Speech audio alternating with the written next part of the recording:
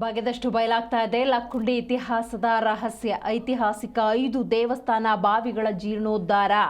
ನೋಡಿ, ಉತ್ಖನದ ಆ ಸ್ಥಳಕ್ಕೆ HK ಪಾಟೀಲ್ ಅವರು ಭೇಟಿ ಕೊಟ್ಟಿದ್ದಾರೆ. ಆ ಸ್ಥಳದ ಪರಿಶೀಲನೆಯಲ್ಲಿ ತೊಡಕೊಂಡಿದ್ದಾರೆ. ನೀವು ದೃಶ್ಯದಲ್ಲಿ ಗಮನಿಸಬಹುದು, ಸಚಿವರಾಗಿರುವಂತಹ HK ಪಾಟೀಲ್ ಅವರು ಸ್ಥಳಕ್ಕೆ ಭೇಟಿ ಕೊಟ್ಟಿದ್ದಾರೆ.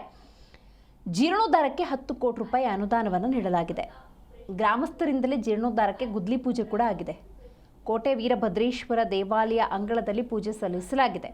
ವಿಧಾನ ಪರಿಷತ್ ಸದಸ್ಯ SV ಸಂಕನೂರ್ ಈ ಸಂದರ್ಭದಲ್ಲಿ ಸಾಥ್ ಕೂಡ ಕೊಟ್ಟಿದ್ದಾರೆ. ನೋಡಿ, ಲಕ್ಕುಂಡಿಯಲ್ಲಿ ಸಚಿವ HK ಪಾಟೀಲ್ ನೇತೃತ್ವದಲ್ಲಿ ಪಂಚ ದೇವಾಲಯ ಬಾವಿಗಳ ಜೀರ್ಣೋದ್ಧಾರ ಕಾರ್ಯ ನಡೆದಿದೆ. 10 ಕೋಟಿ ರೂಪಾಯಿ ಅನುದಾನವನ್ನು ಇದಕ್ಕೆ ನೀಡಲಾಗಿದೆ. ಜೀರ್ಣೋದ್ಧಾರಕ್ಕೆ ಗ್ರಾಮಸ್ಥರಿಂದಲೇ ಗುದ್ಲಿ ಪೂಜೆ ಕೂಡ ಆಗಿದೆ.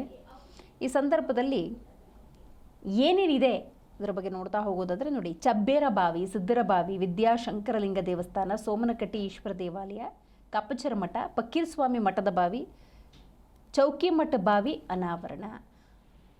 ರೈಟ್, ಬಗ್ಗೆ ಹೆಚ್ಚಿನ ಡೀಟೇಲ್ಸನ್ನು ನಮ್ಮ ಪ್ರತಿನಿಧಿ ಫಾರೂಕ್ ಮಖಾಂದಾರ್ ನೀಡ್ತಾರೆ. ಫಾರೂಕ್, ಲಕ್ಕುಂಡಿ ಇತಿಹಾಸದ ರಹಸ್ಯ ಬಗ್ಗೆದಷ್ಟು ಇನ್ನೂ ಹೆಚ್ಚಾಗ್ತಾ ಇದೆ ಅಂತಲೇ ಹೇಳಬಹುದು.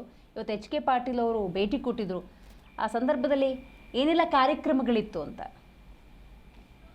ಹೌದು ದಿವ್ಯದಾಸ್, ಏನಂದ್ರೆ ಈಗಾಗಲೇ ಲಕ್ಕುಂಡಿ ರಾಜ್ಯ ಅಲ್ಲದೇ ವಿದೇಶಗಳಲ್ಲೂ ಕೂಡ ಸದ್ ಮಾಡಿದೆ.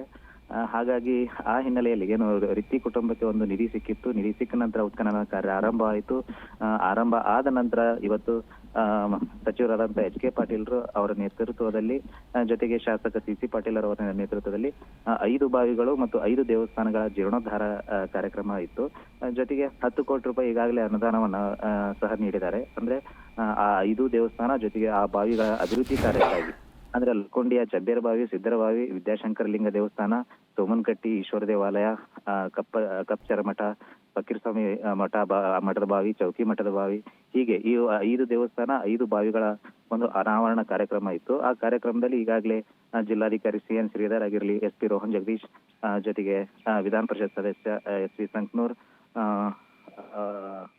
ಜೊತೆಗೆ ಶಾಸಕರಾದಂತಹ CC ಪಾಟೀಲ್ ಹಾಗೂ HK ಪಾಟೀಲ್ ಎಲ್ಲ ಜನಪ್ರತಿನಿಧಿಗಳ ಸಮ್ಮುಖದಲ್ಲಿ, ಅದು ಕೂಡ ಶ್ರೀ ಕೋಟೆ ವೀರಭದ್ರೇಶ್ವರ ದೇವಾಲಯದ ಅಂಗಳದಲ್ಲಿ ಇವತ್ತು ಭೂಮಿ ಪೂಜೆ ಕಾರ್ಯಕ್ರಮವನ್ನು ಹಮ್ಮಿಕೊಂಡು ಇನ್ನಷ್ಟು ಅಂದ್ರೆ ಉತ್ಖನನಕ್ಕೆ ಕಾರ್ಯಕ್ಕೆ ಇನ್ನಷ್ಟು ಉತ್ತೇಜನ ಆಗ್ಲಿ ಅನ್ನೋ ನಿಟ್ಟಿನಲ್ಲಿ ಇವತ್ತು ಸರ್ಕಾರದಿಂದ ಏನು 10 ಕೋಟಿ ರೂಪಾಯಿ ಅನುದಾನ ಬಿಡುಗಡೆ ಆಗಿದೆ.